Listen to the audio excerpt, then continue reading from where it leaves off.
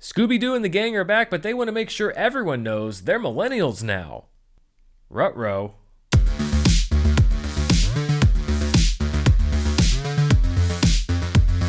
Hey everybody, I'm Dan Murrell here with my review of Scoob, the latest iteration of Scooby-Doo to hit theaters, or at least it would have hit theaters if we didn't live in a world that's a hellish nightmare place.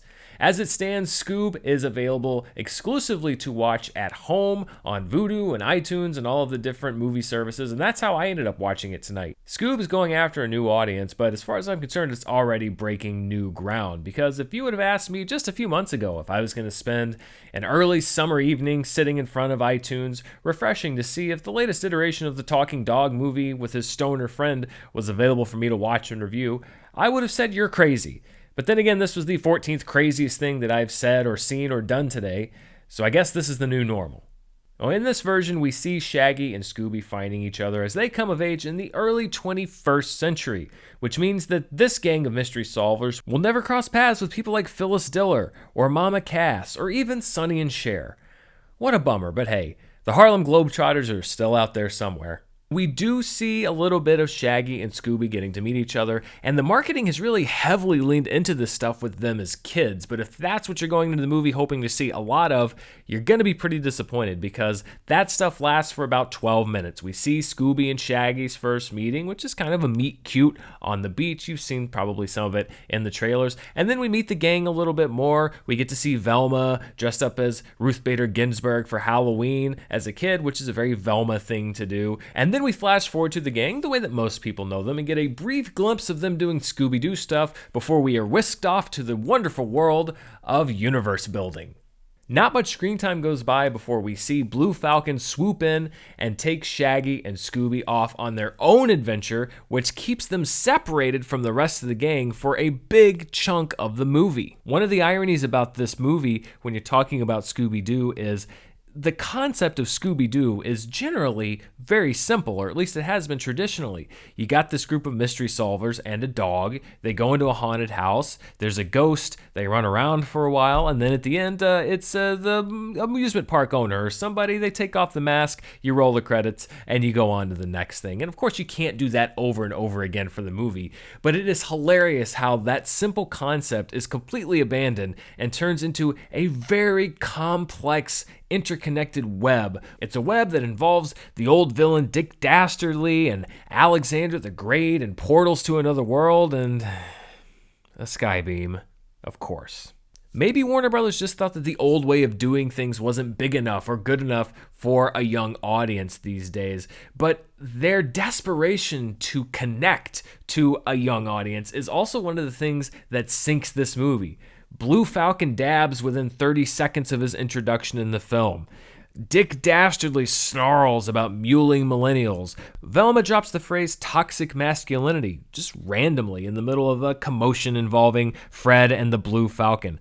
None of this stuff's inclusion is bad in a general sense, but it's the fact that it's all just sort of thrown in as a non sequitur and then immediately abandoned that makes this movie seem like it's really stretching to figure out how to reinvent the wheel. And is this a wheel that really needs to be reinvented? I mean, Scooby-Doo's been around since the late 60s, and the movie does make a kind of a smart in-joke about that. They talk about the fact that Shaggy talks the way that a middle-aged dude thinks that a hippie teenager would talk. That's kind of a clever joke. It gets a chuckle, but it's not so funny when it's in the middle of a movie that itself seems very desperate to relate to kids. And not only by throwing these random epic movie type nods to different fleeting pop culture trends, it also has sustained jokes that are completely out of date. There's a running gag involving Simon Cowell, complete with a guest appearance, that feels like it came straight out of 15 years ago. If the original Scooby-Doo felt like what middle-aged guys thought that hippies talked like,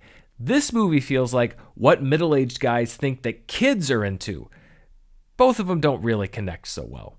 What sinks Scoob more than anything, though, is the fact that it's not that interested in introducing or even reintroducing Scooby-Doo characters as much as it's interested in building out a bigger Hanna-Barbera cinematic universe. And there are a lot of great Hanna-Barbera characters that I would love to see in a movie. You see several of them in this movie.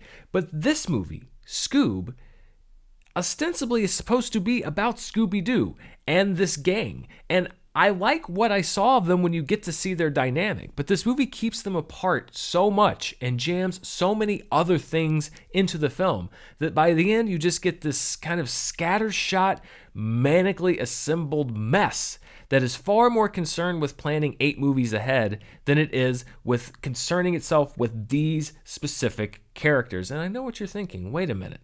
A movie that prioritizes universe building over focusing on the characters that you're supposed to be looking at in the origin story for those very characters? Well, that doesn't sound very much like Warner Brothers at all, does it? In the end, I think that Scoob wastes a pretty good voice cast and the opportunity to reintroduce those characters to a younger generation in favor of reaching out for what's next. And I think it comes at the expense of this film. If you're looking for something to put in front of the kids for a couple of hours so that you can relax, I guess this will do the trick. But if you're a fan of Scooby-Doo, if you're a fan of Hanna-Barbera animation, if you're looking for a fresh start for these characters, I think you're going to be disappointed, because by trying to include everything, they accomplish nothing. So those are my thoughts on Scoob. Have you seen the movie? Are you going to rent it or buy it at home over the weekend? What do you think about watching it at home versus in a theater? Let me know what you think in the comments below. And as always, please like, share, and subscribe. It makes the algorithm happy and it makes me happy. There's a lot of cool stuff coming up on the channel. I've got the second installment in my Why I Love series coming up later this weekend. And on Monday, I have a special archive edition of Charts with Dan that I'm really excited to bring to you. And before I go, I want to thank some of my amazing producer level patrons over at my Patreon page, patreon.com/Dan Murrell. There are so many amazing people over there. We are deep into the first Dan's Monthly Movie Club. I just released my first feature-length commentary, and these producer level patrons are so important to helping me keep things running both over there and here on YouTube. So thank you, thank you, thank you for everything you do. And thank you for watching. I'll see you next time.